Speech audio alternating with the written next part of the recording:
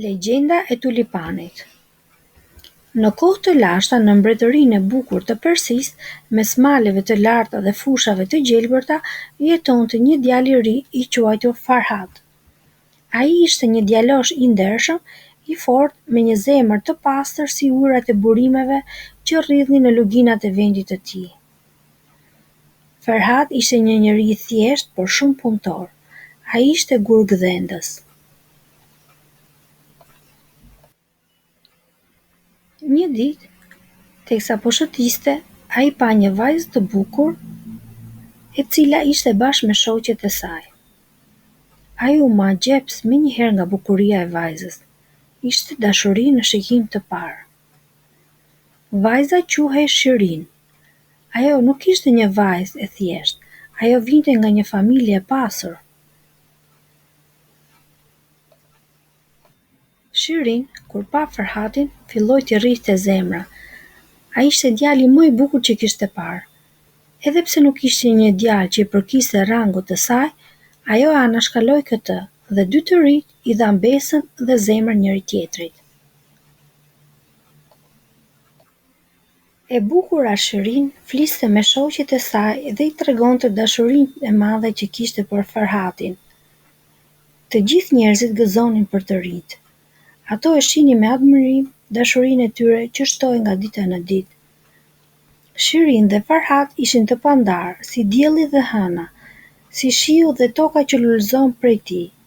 Çdo ditë ato takoheshin në livadhet e gjelbërta, ku lulet përkulnin petalet e tyre si për të dëgjuar fjalët e ëmbla të dashurisë që shkëmbenin të rinjt. Ata ëndërronin një të ardhmen së bashku, ku dashuria do të lulëzonte përgjithmonë.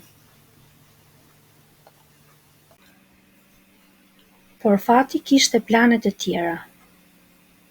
Bukuria e Shirin ishte marramendse, një vajzë e hishme, me flokë të mëndafsh si rrjedha lumenjve, me sy të thellë si qielli i natës, me buzëqeshje të butë si puhiza e pranverës. Ajo ishte ëndra e çdo djali.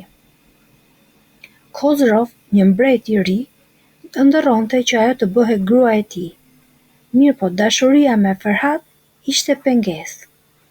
Ai thuri një plan.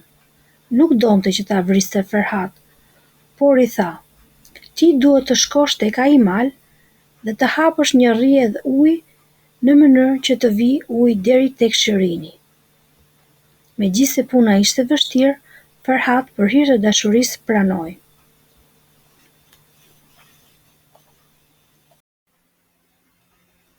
Farhad nisi punën menjëherë. Ndonse duke e pamundur, ai po realizonte nga dita në ditë. Ai nuk e dinte se çfarë kishte thurur Khosrov. Dashuria për vajzën i jepte forcë. Mbreti, duke e pa se puna po përfundonte, thuri një tjetër plan djallëzor. Ai caktoi një shërbëtor që të shkonte tek Farhad në mal dhe t'i thoshte se kishte ndëruar jetë Shirini. Dhe kështu u bë. Një ditë teksa po punonte, ishte pranë fundit, një nga shërbëtorët e mbretit vjen dhe i thot: "Kot që lodhesh, Shirin ka vdekur." Zemra e tij u thye në një micopa.